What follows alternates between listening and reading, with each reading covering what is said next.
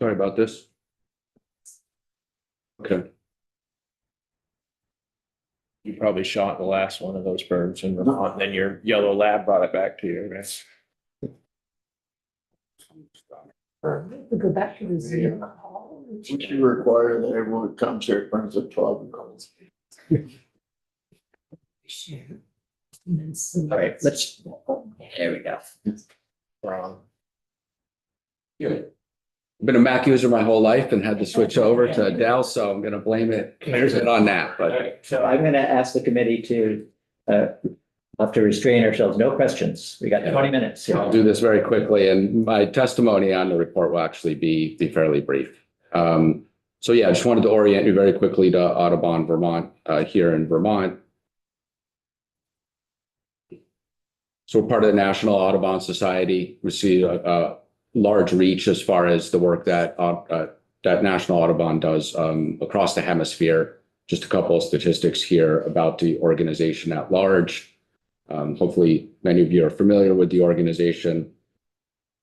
Taking a hemispheric approach, obviously, in part because birds travel. And I'll talk in a second just about the significance of our region for breeding birds in particular, but National Audubon's work covers the entire hemisphere from Canada down to Central and Southern America. Strategic initiatives in these categories, it doesn't mean that our work is exclusive to these. This gives you just an orientation of where there's some large initiatives that we focus on. And really focusing on trying to bend the bird curve. You know, we're seeing a very significant decline in bird species. This is of concern. It relates to climate change. It relates to habitat loss. It relates to a lot of factors. But the organization is very committed to trying to reverse this curve as best we can. You can just see here, you know, some of the statistics as far as the measured loss from 1970. So almost 3 billion, you know, birds have been estimated to have been lost. Here in the Eastern Forest, 170 million Eastern Forest birds lost. And so we're concerned. We're concerned about the decline in species, and we're looking at the suite of different habitats that these species rely on, whether it be young forest, old forest, and mature forest, a mix of forests. Bird species have a lot of different habitat requirements. And as you can see, we're in this hub of breeding, the breeding factory, if you will. So Vermont is a focal point. We're critically important for the success of breeding birds. And so that's why Audubon Vermont is so interested in how we manage our lands, how we manage our forests, how we manage our farms. How can we do it in order to maintain these breeding bird populations? So we do that through conservation work. And we a lot of attention on healthy forests. We have programs like Bird Friendly Maple, where we're working with sugar bush producers to advance bird-friendly ecological forestry principles, carbon-related management, forester endorsement program, where we're actually working with foresters and endorsing foresters on practices that they're working with their landowners who are interested in the health and viability of birds in particular, but wildlife and biodiversity. We're not just exclusively looking at just the health of birds. We're interested in wildlife and biodiversity at large and forest health.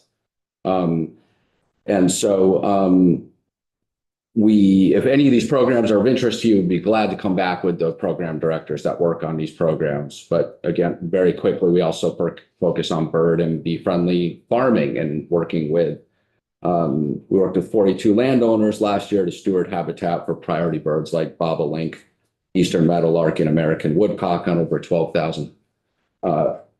1,200 acres of land. Birds and watersheds, we're working on riparian health, invasive species, riparian plantings, looking at riparian health, because that's so important for bird species and the well-being of our communities, as well as we look at sort of climate resilience and flood resilience. We have priority bird initiatives. We're actually focused on particular species and helping their recovery, including bald eagles and common terns, bobolinks, and eastern meadowlarks. So about half of our staff, we're about 14, half of our staff works on conservation programs. Some of the programs I just mentioned, half are engaged in education. I just learned the other day, and I didn't realize this, but National Audubon Society is actually the largest environmental education organization in the country. And so I was impressed when I heard that, because I know we're doing this work in Vermont, but obviously it's across the country and across the hemisphere. So our programs are run out of our Green Mountain Audubon Center in Huntington, where we have the center with 255 acres of trails. This is where we do a lot of educational programming with school children. The public are invited to use these trails for free. And there's quite a lot of educational opportunities at the center. We engage in community building. I've seen the numbers fluctuate anywhere from about 5,000 to 6,000 people that we're engaging on an annual basis. And this covers school programs, preschool, forest classroom, youth conservation leadership, nature play groups, and a lot of outreach programs.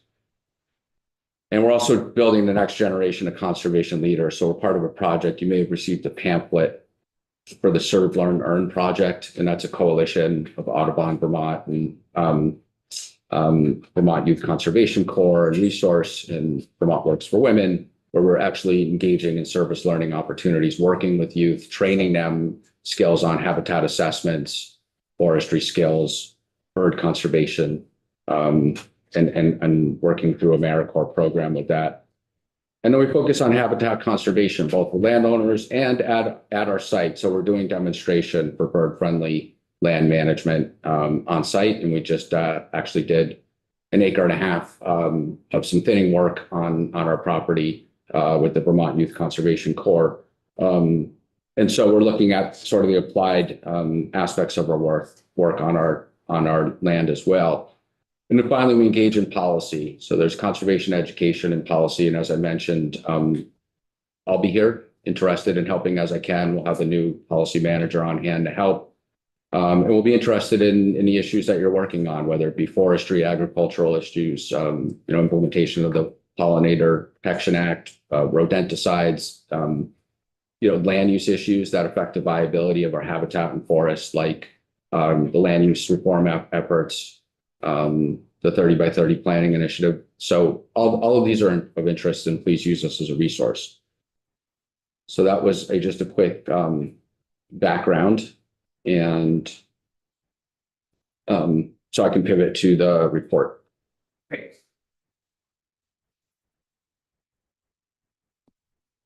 So as was mentioned, I did participate as a stakeholder during the report's development when I was at Vermont Natural Resources Council. I was one of a couple of representatives from the conservation community. Been interested in this topic for many years. While I was at VNRC, we supported efforts to try and find efficiencies for wood products manufacturing. We supported legislation that actually advanced allowing a lot of permits to be treated as a minor permit versus a major based on the threshold of material that was being processed. This report was an interesting exercise because it looked at how well that was working, where there were gaps, where it was working, and where there were gaps. And so it was interesting to see sort of the evolution of some of that attention. We also supported things in the past, like offering more flexibility for hours of operation. So there's been a number of steps along the way. And then this was a very deep dive to kind of look at the permitting process as a whole and where to find efficiencies. When I was with VNRC, I know one of the concerns is, over the years, there have been at times proposals to almost exempt the majority of forest processing from environmental review. And that's where I know historically there's been some concern, because there can be impacts from the projects, and it's finding that balance point. How do we have an efficient permitting process? How do we still look at impacts that make sense to try and address or mitigate? So I think the report as a whole, at least in my opinion, did a very good job of trying to advance a number of policies where there was a lot of support, a lot of policies that made sense. There were a lot of things internally that the Land Use Review Board decided that it could do through its own rules, through its own interactions with the applicants that are coming through the process.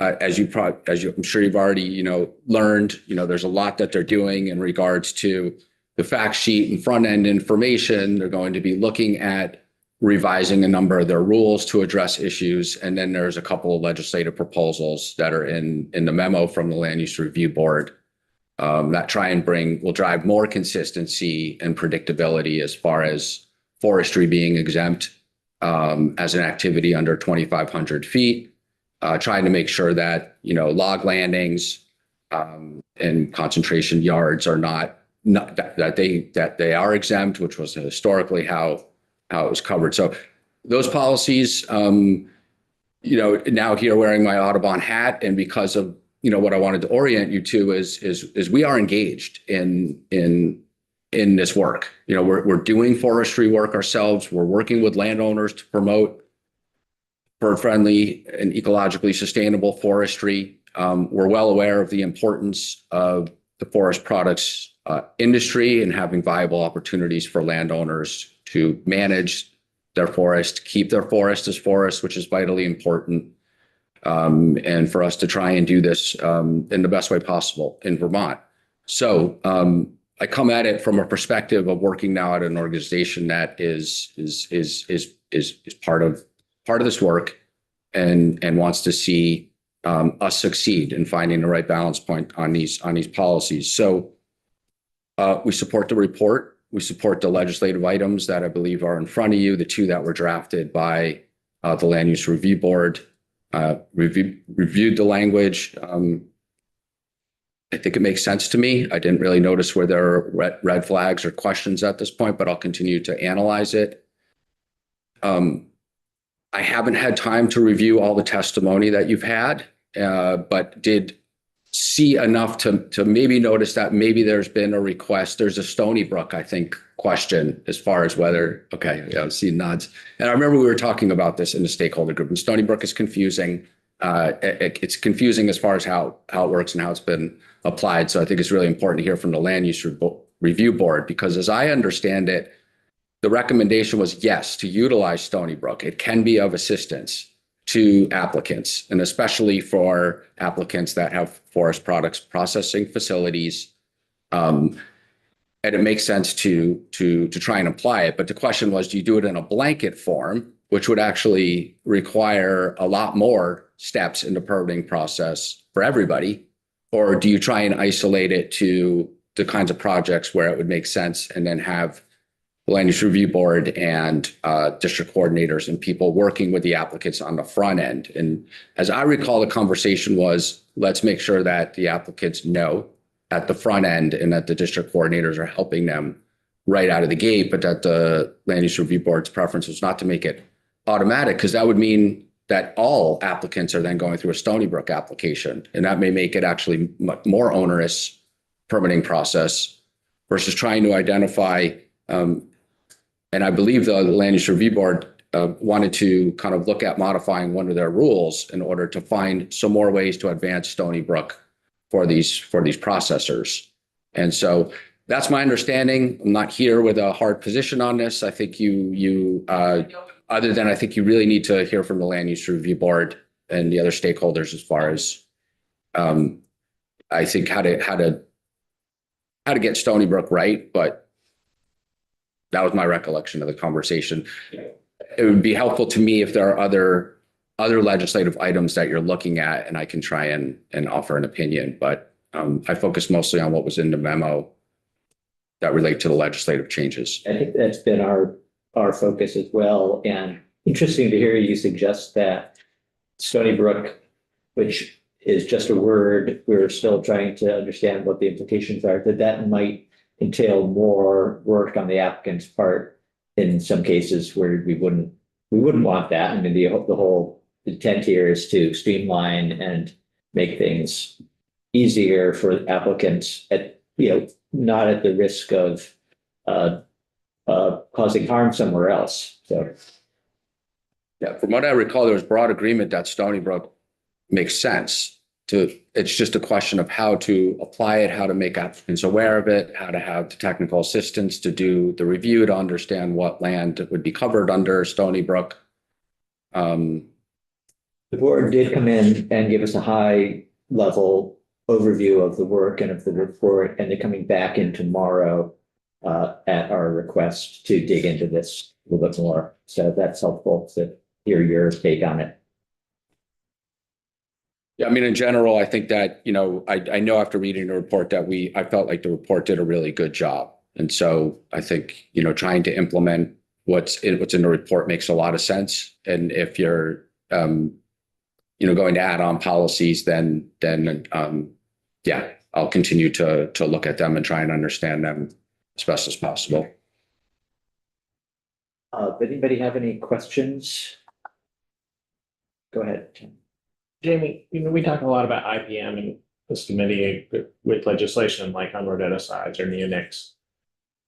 Would Audubon be interested in, coming to us at some point and saying, that birds and bats are part of the, that toolbox as it relates to IPM? We're meeting tomorrow to discuss the rodenticide bill. And I think in Connecticut, Audubon was part of an effort there to try and address rodenticides. And so we really want to understand, what's the best way. Obviously, we supported the neonic bill, and we're a little bit concerned with the rule as far as, or maybe very concerned with the question of, did it really just shift to voluntary best management practices, when I think our understanding was that they would have a stronger implementation effect. So yeah, these are issues that are of interest to us. And so I'll be working with the team to figure out how best we can integrate with your conversations. Right, we have a paraquat bill. What's that? We have a paraquat bill. Okay. Okay. I'll make note of that. We have a paraquat bill that is a short form bill. I think there's a companion bill in the Senate that's long form and it has actual language. So, and I don't know whether that's moving, or whether we'll be able to take up this bill, but that would be, be helpful if we do, if you had a perspective that you wanted to share. Okay. Great. All right. Any other questions? Good. Well, thank you for coming in. Nice to see you again. Yeah, thank you. Let's take a short